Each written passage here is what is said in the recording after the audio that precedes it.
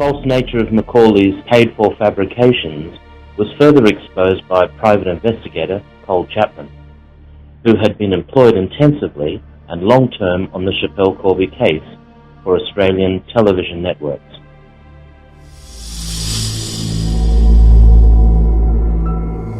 One that I think you yourself investigated, this man called Malcolm Macaulay. That's correct, yes I did. Yes, I investigated Malcolm for quite some time, many months, as a matter of fact. With your investigation at all, were you able to find any connection between Malcolm and Michael Corby Senior? Absolutely not, and they were extensive investigations. We approached dozens of people. None of them had any information whatsoever that linked Macaulay with Michael Corby Senior. There was no factual information whatsoever available. Could you just elaborate on, say, give the listener an idea of, when you say an extensive investigation, what kind of things did you have to look at to actually seek this information out about, to see if there was a connection between the two of them? Okay, look, that's a good question. Some of our methods, sadly, I can't reveal because we use contacts, and some of our contacts and sources are in positions where they're able to provide us with information that I need, but I'm unable to name those sources. But we did speak at length to associates of Malcolm Macaulay's. Yeah. We spoke at length with his accomplices that were involved in the drug trade. We also spoke at length with people who were supplying Malcolm Macaulay with the hydroponic equipment for him to grow the drugs. So he was definitely a player in the drug business? He definitely was, yes. We would not describe him as a major player. He was an amateur. That came through from many people that had had dealings with him. They reported on the problems that he'd had getting his hydroponic crops growing. Apparently he knew nothing about growing hydroponic marijuana, and his first few attempts were unsuccessful, and he was not highly regarded as a marijuana grower. There was no link between Macaulay and any of the Corbys whatsoever. Phone records were checked, dating back 8 years. 8 years. Yes. And many other records were checked. They never lived near each other. If they communicated, they may have done it telepathically or via some method that the rest of us don't know of or don't know how to use. Yeah. There is no way that Macaulay knew the Corbys. He's just lying. Right. He's making it up as he goes along. Yeah. Some say that a certain amount of money can make a man lie. Do you know whether Malcolm Macaulay ever got paid to actually tell his story? Yes, my understanding is that Malcolm Macaulay was paid to tell his story, yes. Yes. Did you hear of any rumours of how much he could have been paid? We heard that he got paid $25,000 for his interview. Just which interview? Because he did a few. No, that was with... So the sum of around $25,000 is quite a bit, isn't it? So. It is, and I believe that he was paid by several others as well. But they don't always pay directly. Quite often the payments are made via third parties, i.e. someone like ourselves. We're instructed to make the payments. Yeah. There's one there. What sort of sums were we talking about? Well, we've been through that. So you said Malcolm got about $25,000. Yes, and that was just for one interview. That was just one interview. So they see a cash cow there, they just run with it, don't they? It was a very topical story, and all of the networks were happy to throw lots of money at it. Yeah. Oh, anything to do with the name Corby.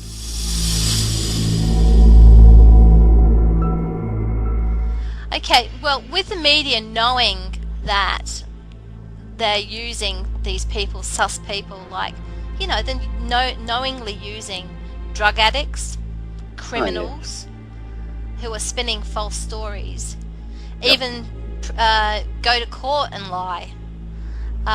There is one lady that comes to mind that actually did that, and that is a lady called Kim Moore. Yeah.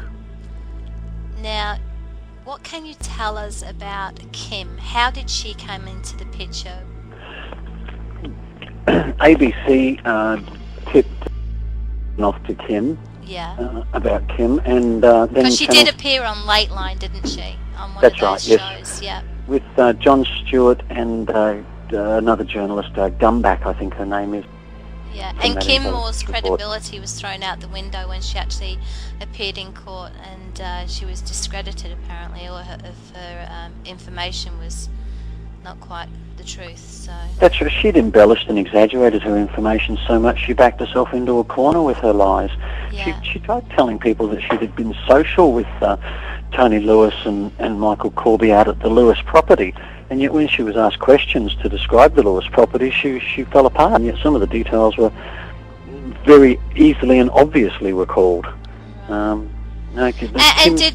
again we come back to obviously she would have made some money out of her stories. Oh yes, she made a lot of money out of her story, yes. Yeah. Give you any idea how much she could have made out of her story? Figures close to 30,000 were initially moved around, Wow. bandied about. Yeah. I believe that Kim got somewhere close to about 38,000 for her interviews.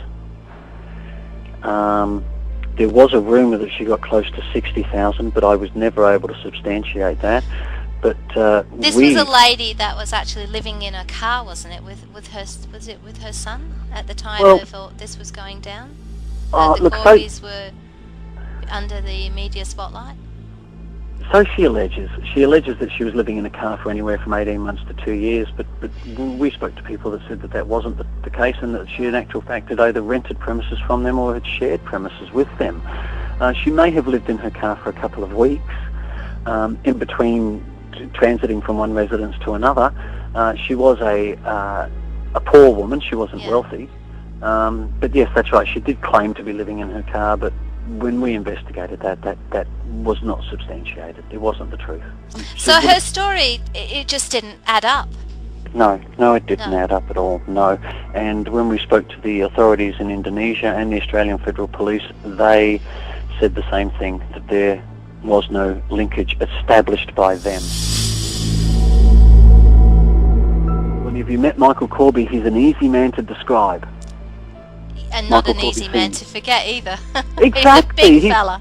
He's grizzly. He's got this big, huge beard, and he's got a bit of a pot belly, and you would not forget the beard. No. You would not forget the belly, the height, the size, Exactly. anything. You wouldn't forget it. And yet she...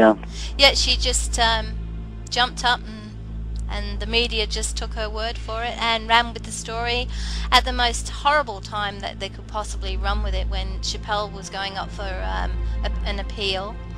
I know. You know.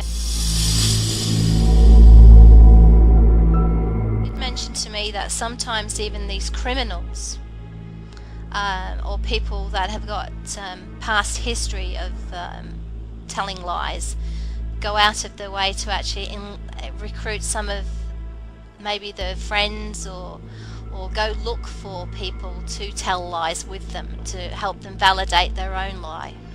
Well, and the case in point is actually Kim Moore. Exactly, that's where I was coming back to. Kim actually did do that. It's one young lady who will only, what will we call her? Anne. Let's call her Anne. Yep.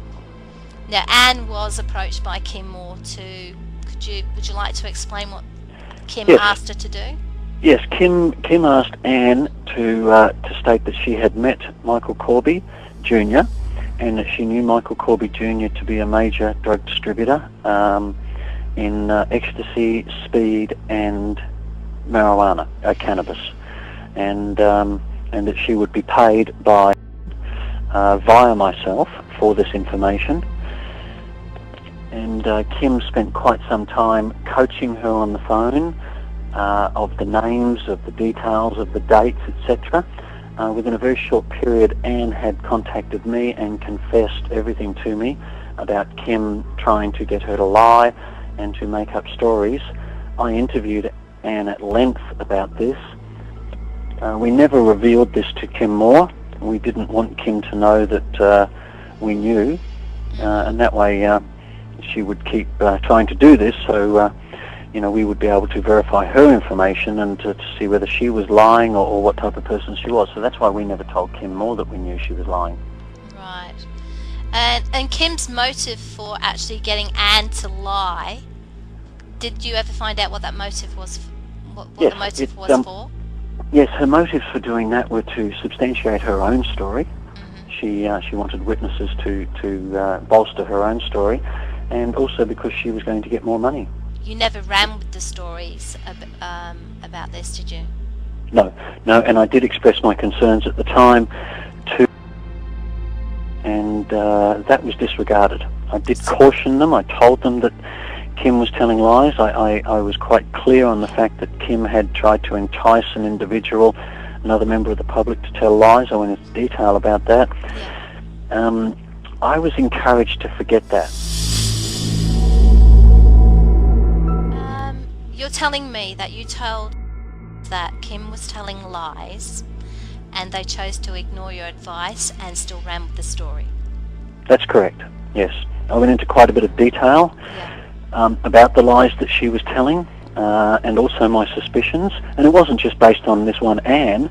I had run several other possibilities past Kim. I was actually giving her options to lie. I was encouraging her. I was telling her little stories that we'd heard that she might be able to verify. I was making them up as I went along. And she had a wonderful imagination. She was able to fill in my fantasy stories with her own fantasy stories to embellish my fantasies even more. Yeah. But yes, in answer to your question, that's right. Yes, I did tell them she was lying. I had grave concerns about it, and that I felt that we should be checking her facts further, and I was encouraged to not only forget that, but also to forget investigating her facts any further. Wow. How did you feel about that? I wasn't real happy. I didn't like it. You don't like being involved in something like that. It compromises your integrity. It compromises us to the people that we work with. All of a sudden they're saying, well, don't do your investigation properly, tell lies.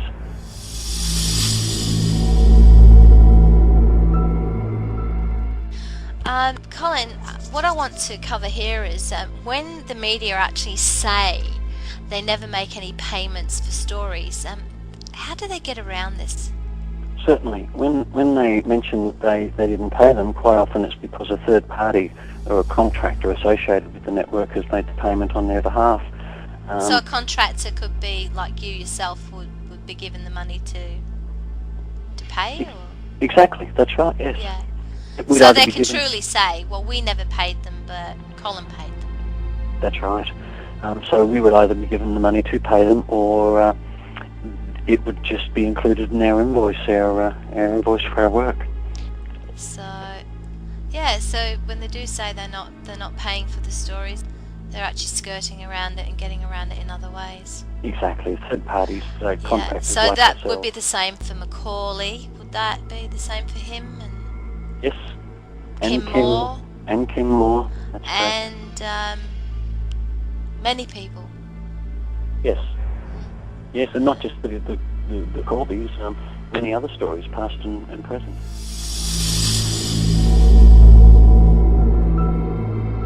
And a lot of what we actually have seen on TV about the Corbys, and a lot of the accusations thrown up about the Corbys have not been the truth as well, because you've actually investigated quite a few of these claims to find that they are not the truth. That's right, I have. When we started investigating Schapelle and the Corby family, we were being given information by many people, and we constantly investigated the leads, the sources, followed through on every avenue, and yet not one single piece or shred of information was ever proven to be true. And what about the next time? Well, I mean, basically what's happened with all these people telling lies about the Corby, Schapelle is where she is today. She's now into her 8th year, and we have these people like Kim, like Macaulay, coming out and telling lies. I know.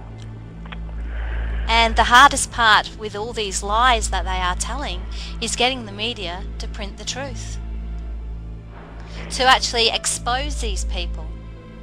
Why do you think they don't want to expose them?